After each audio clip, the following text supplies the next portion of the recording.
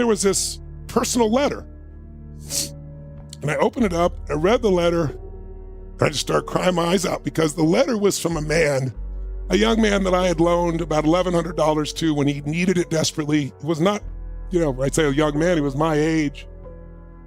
And I didn't have a lot of money, but I just felt for him. He needed it, so I loaned it to him. And it had been 2 years, and he was supposed to pay it back in, 3 or 4 months.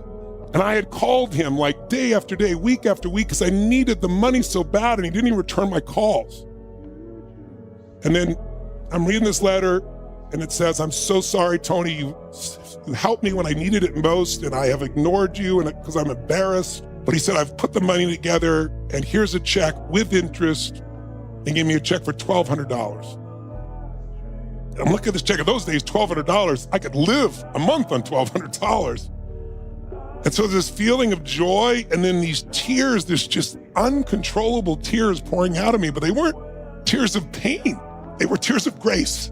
Just feeling like, why did this happen right now when I needed it most?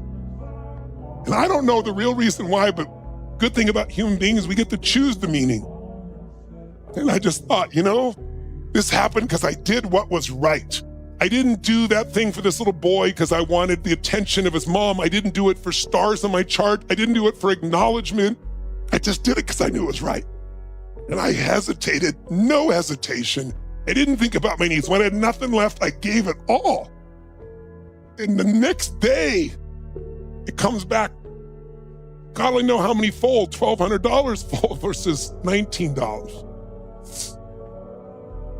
And I can tell you, the joy that I felt, I can feel it again right now like I was there. It's that seared into my memory.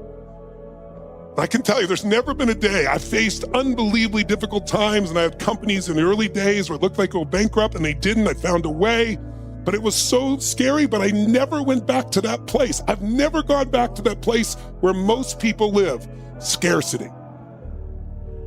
So I tell you this because most people want to give when it's easy. That won't make you grow. I hear people tell me, "Oh, it's wonderful. You're providing 100 million meals a year, but you're rich. I'll do that when I'm rich." I fed 2 families when I had no money. I did 4 and then 8. I've been doing this since I was 17. If you won't give a dime out of $1, you're not going to give a million out of 10 or 100 million out of $1 billion. There's no time to wait. If you really want your life to change, if you really want the breakthrough, find someone who needs it more and give.